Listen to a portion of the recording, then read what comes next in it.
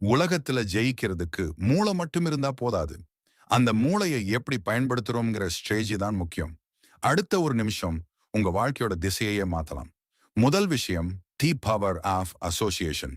நீங்கள் யாரோடு அமர்ந்து பேசுகிறீர்களோ அவர்களாகவே நீங்கள் மாறுகிறீர்கள். உங்கள் நண்பர்கள் நேரத்தை வீணடிப்பவர்களாக இருந்தால் உங்கள் எதிர்காலமும் வீணாவது உறுதி. கழுகோடு பறக்க ஆசைப்பட்டால் கோழிகளோடு குப்பை கிளறுவதை நிறுத்துங்கள். இரண்டாவது, கன்சிஸ்டன்ட் ஸ்மால் வின்ஸ். எடுத்த உடனே எவரெஸ்ட் ஏற முடியாது.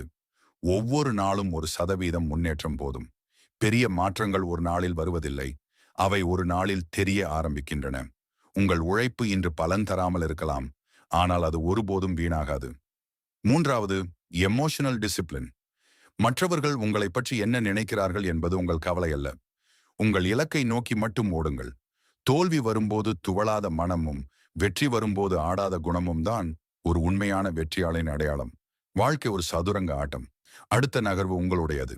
யோசிக்காதீங்க, செயல்ல இறங்குங்க. வெற்றி நமதே.